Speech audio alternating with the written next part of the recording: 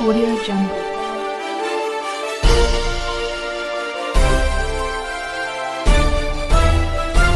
Audio Jungle.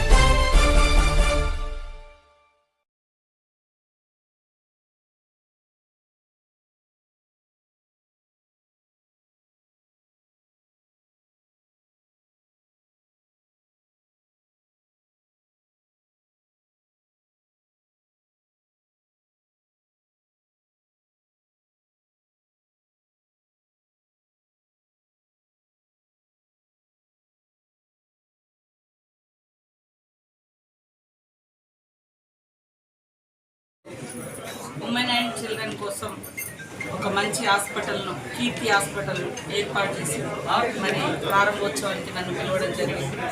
ప్రతి floor ప్రతి room చూడడం జరిగింది. చాలా అద్భుతంగా వచ్చేటువంటి పేషెంట్ లాగా కాకుండా ఒక ప్లెజెంట్ వాతావరణాన్ని ఇక్కడ వారు క్రియేట్ చేశారు.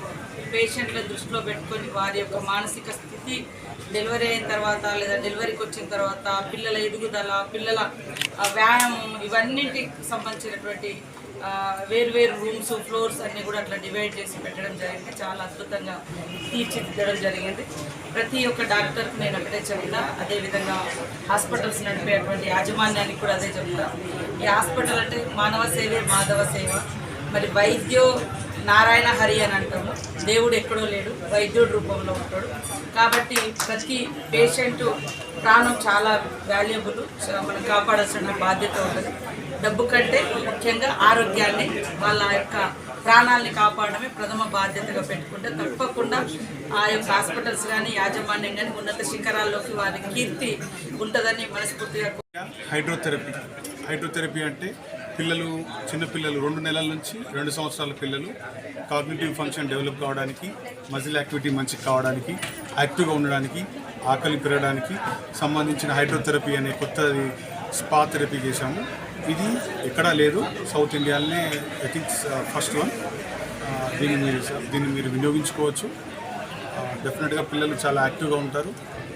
తర్వాత ఇంటెన్సివ్ కేర్ కూడా ఉంది. బరువు తక్కువ పిల్లలు బాక్స్లో పెట్టడం, 2 operation theatres, OPs, scanning, x ray, ultrasound, everything available అండి.